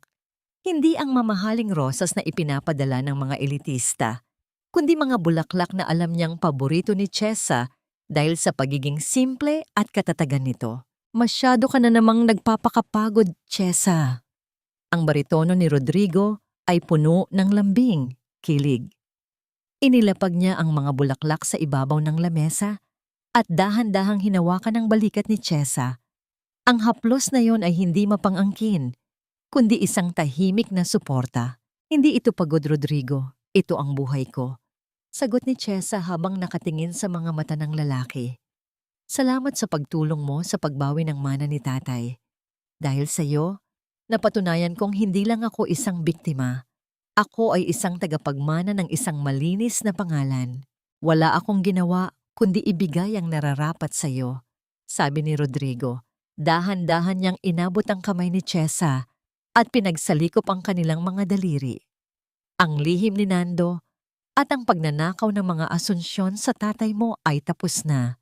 Ngunit ang kwento nating dalawa, maaari ba nating simulan ang isang bagong kabanata? Isang kabanata na walang kasinungalingan. Naramdaman ni Chesa ang pag-init ng kanyang mga pisngi. Ang slow burn na damdamin sa pagitan nila ay tila isang baga na dahan-dahang nagiging apoy. Kailangan ko pa ng oras, Rodrigo, para sa sarili ko, para kay Alexandra. Maghihintay ako, ang pangako ni Rodrigo. Kahit gaano pa katagal, dahil 10 taon na kitang hinanap sa aking mga panaginip at ngayong nandito ka na sa harap ko, hindi ko nahahayaang mawala ka pang muli. Sa isang sulok ng suong, nakita nila si Alexandra na masayang nagdodrawing sa isang maliit na lamesa. Ang bata ay gumuguhit ng isang malaking bahay na may hardin at sa gitna nito ay 3 tao na magkakahawak kamay. Napansin ni Chesa ang isang maliit na ugali ni Alexandra, ang pagkagat sa kanyang ibabang labi kapag masyadong seryoso sa ginagawa. Isang ugaling eksaktong katulad ng kay Rodrigo. Ang dugo ay tunay ngang hindi nagsisinungaling. Habang papalubog ang araw, naglakad ang dalawa patungo sa labas. Ang langit ay kulay ube at kahel, tila isang obra maestra na ipininta para sa kanilang tagumpay. Wala na ang mga anino ng mga Asunsyon. Wala na ang takot sa bawat yabag ng sapatos. May isang bagay pa akong gustong itanong, bulong ni Chesa habang nakatingin sa malayo. Paano kung bumalik si Amalia? Paano kung may iba pa silang galamay? Humarap sa kanya si Rodrigo, ang kanyang mukha ay kasing tibay ng bato. Huwag mong alalahanin ang mga halimaw ng kahapon. Ang batas ay nasa panig natin at ang aking mga kamay ay narito para protektahan ka. Wala nang makakapasok muli sa iyong buhay nang walang pahintulot mo. Isang tahimik na ngiti ang sumilay sa mga labi ni Chesa. Sa unang pagkakataon, sa loob ng 10 taon, naramdaman niya ang tunay na kapayapaan. Ang mga sugat ay naroon pa rin, mga peklat na magpapaalala sa kanyang pinagdaanan. Ngunit ang mga ito ay hindi na masakit. Ang mga ito ay naging mga medalya ng kanyang katapangan. Habang ang gabi ay dahan-dahang bumabalot sa lungsod, ang dalawa ay nanatiling nakatayo sa labas ng syuong. Pinapanood ang mga bituin na isa-isang sumisiklab sa langit. Ang bagong simula ay hindi na lamang isang pangarap. Ito ay isang katotohanang kasing linaw ng sikat ng araw. Ang takip silim sa dalampasigan ng Manila Bay ay tila isang dambuhalang canvas na pinipintahan ng mga kulay ng ginto, ube at nagbabagang kahel. Ang bawat alon na humahalik sa pampang ay nagdadala ng isang banayad na himig, isang bulong ng dagat na tila nagsasabing ang lahat ng bagyo ay may hangganan. Sa gitna ng katahimikang ito, nakatayo si Chesa. Pinapanood ang malawak na abot-tanaw kung saan ang langit at dagat ay nagtatagpo. Wala na ang mga tanikala ng nakaraan. Wala na ang amoy ng luma at madilim na atik o ang nakakasakal na halimuyak ng mga bulaklak sa lamay. Ang tanging nararamdaman niya ngayon ay ang malayang haplos ng hangin sa kanyang mukha. Sa hindi kalayuan, maririnig ang masayang tawa ni Alexandra. Ang bata ay tumatakbo sa buhanginan. Hinahabol ang mga bula ng dagat kasama si Rodrigo. Sa bawat talon ni Alexandra, sa bawat pag-alalay ni Rodrigo sa bata, nakikita ni Chesa ang isang imahe ng pamilyang dati ay akala niya ay isang panaginip lamang. Hindi man ito ang pamilyang binuo niya sa ilalim ng kasinungalingan ng mga Asunsyon, ito naman ang pamilyang itinadhana ng tunay na pag-ibig at katotohanan. Lumapit si Rodrigo kay Chesa. Ang kanyang mga yapak sa buhangin ay hindi nagmamadali. Tumayo siya sa tabi ng babaeng 10 taon niyang hinintay at dahan-dahang ipinatong ang kanyang kamay sa balikat nito. Ano ang iniisip mo? Tanong ni Rodrigo. Ang kanyang boses ay tila isang mainit na kumot sa gitna ng malamig na simoy ng gabi. Iniisip ko kung paano nagbago ang lahat, sagot ni Chesa. Sabay sandal ng kanyang ulo sa balikat ng lalaki. Dati, ang tanging alam ko lang ay ang magtiis. Akala ko, ang pagiging mabuting asawa at manugang ay nangangahulugan ng paglimot sa sarili kong halaga.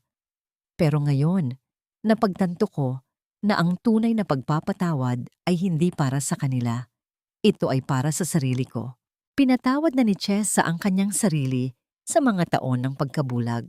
Ang mga Asunsyon, si Donna Concepcion na nananatiling paralisado sa loob ng isang pasilidad, si Nando at Amalia na nahaharap sa habambuhay na pagkapiit ay mga bahagi na lamang ng isang madilim na kabanata na hindi na kailanman muling bubuklatin. Ang kanilang kapangyarihan sa kanyang damdamin ay tuluyan ng naglaho, kasabay ng paglubog ng araw. Nahanap mo na ba ang biniyen na hinahanap mo? Muling tanong ni Rodrigo. Tumingin si Chesa kay Alexandra na ngayon ay kumakaway sa kanila mula sa malayo. Isang matamis at payapang ngiti ang sumilay sa kanyang mga labi. Opo, dahil ang binyen ay hindi pala ang kawalan ng gulo, kundi ang pagkakaroon ng lakas na harapin ang bukas ng walang takot.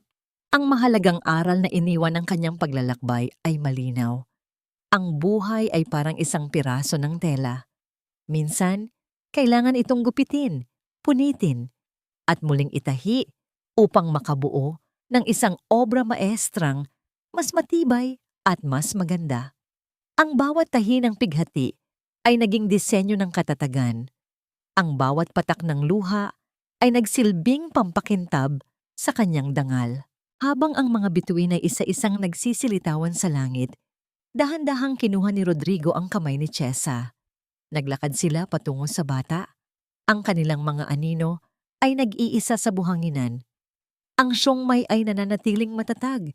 Si Alexandra ay lumalaking malusog at masaya.